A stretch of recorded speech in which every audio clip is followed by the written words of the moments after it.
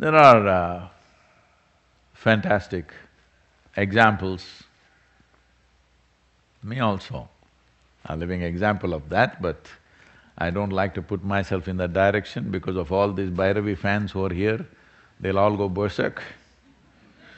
But let me tell you of ancient examples. One more recent example is Ramanujan. All of you have heard of him, a mathematician. There was also a movie about him a few years ago, of how Ramanujan poured out mathematics, very complex mathematical formulae, to a point where in early 20th century, when there was no concept of black holes, he kind of created mathematics describing black holes.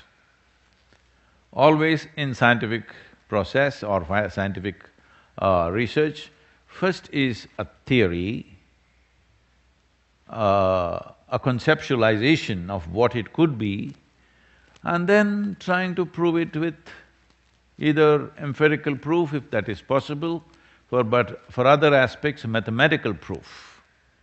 But he produced math before there was a concept.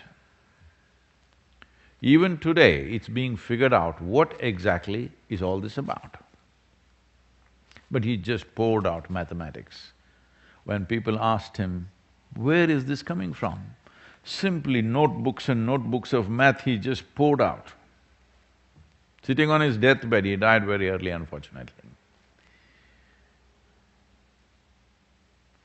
He said, my Devi, my goddess, bleeds mathematics. There's another more colorful example. His name was Kalidaasa, that means a slave of Kali, a devotee of Kali, let's say. Somewhere 25 centuries ago, Kalidaasa, during the time of Chandragupta Maurya, I think, or even before that, a little before that probably,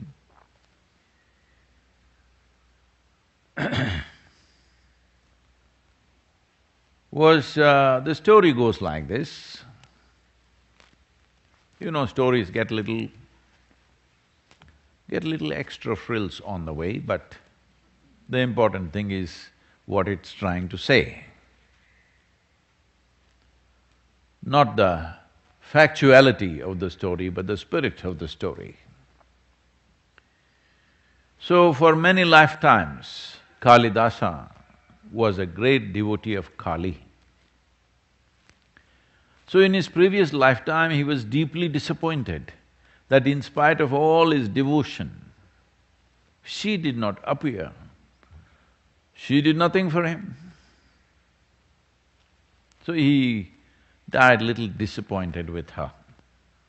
After all these lifetimes of wooing, she doesn't respond. So in his present life, where his name was something else, we don't know what his name was, he was born as a little bit of a simpleton. When he was a grown man, he had the mind of an 8-year-old. So generally, when you're 8 years, for who you are, people think you're cute. When you become 18 and still remain the same way, they say you're a bloody fool. Hello? Yes or no? So this happened to him, everybody thought he's the village fool. And the king of the local king who was there, he had a daughter who considered herself very intelligent. Maybe she was. And she wanted to marry an intelligent man. And ladies, you know it's hard to find one.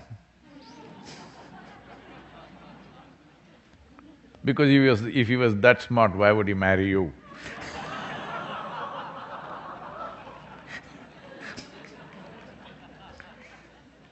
See, a joke is a double-edged sword, okay?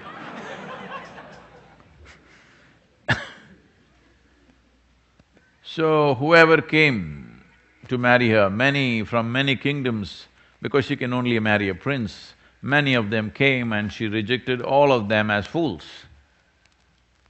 He said, they're not fit for me.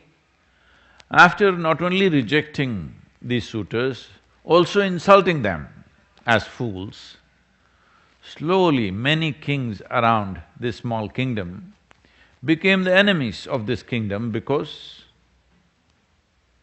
they were not only refused, they were called fools by this girl.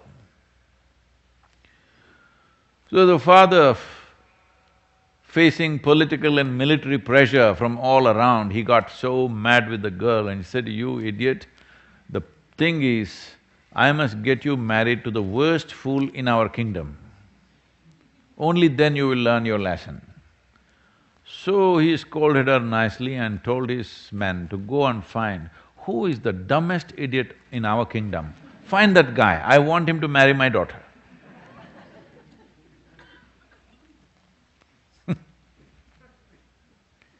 So they went looking here and there. Then they saw in this village, a young man was sitting on the wrong side of the branch and was cutting the branch. Like how we as a generation of people are doing ecologically. You know, we belong to that category, all of us. They saw, this can't be any more stupid than this, he's cutting the branch on which he's sitting, and when he succeeds, he will fail. Right now, that's where we as a generation are. When we succeed, we will fall. Our idea of success is right now so destructive. So anyway, they caught this guy and took him and said, there can't be a worse fool than this. So he is fit to marry the princess. They got them married forcefully.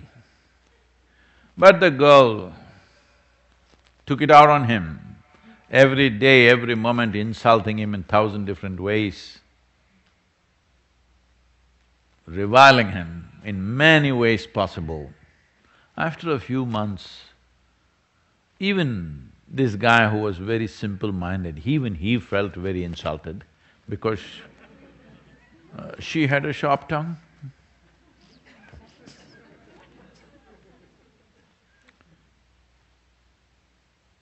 It's been masked these days, but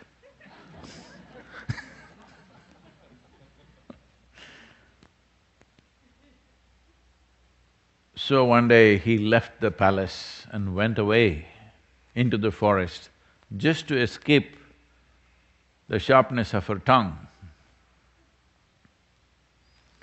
Then there was an old Kali temple in the forest. Usually Kali temples are deep in the jungles because the rituals are of a certain kind which society may not be willing to swallow. The normal society may not be able to digest the type of rituals that happen in the Kali temples many times. So, always deep in the jungles. So he went into the Kali temple. You know, to escape one woman, he has to go to another. He went and put his head at her feet and started banging his head, not knowing any prayer or mantra or chant or anything, he just started banging his head at her feet. And his head started bleeding as drops of blood fell on her feet. He had locked himself because he was afraid soldiers will come, find him and again take him back to his wife. Then he heard a voice from outside and it said, "I'm Kali, I've come, open the door." By now he was so furious. He said, "For these lifetimes you did not come." He remembered everything suddenly, he said, "For these lifetimes I prayed, I chanted, I worshipped, you did not come. Now what the hell have you come? I'm not going to open the door." Then Kali repeatedly called him, "Please open the door."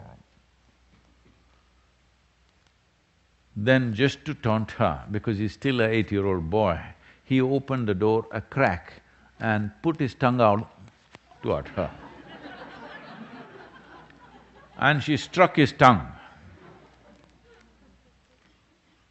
and one who was considered the kingdom's most profound fool suddenly becomes a great scholar who… This is something that's attributed to Kalidasa. Kalidasa is considered in India as, in terms of literature and poetry, greater than Shakespeare. They compare… comparative studies of Kalidasa and Shakespeare exists in India, and many scholars rate him as way above in his language, in his mastery of language, in his understanding and how he expressed himself. Very little of his work is left, unfortunately, but in spite of that, that little work is of phenomenal quality. So suddenly he started composing poetry and literature. Just like that, he could sit in a place and simply recite poetry, not written, simply like that. So his tongue became of such exuberance of quality that he could just recite new verses just like that. So because Kali struck his tongue,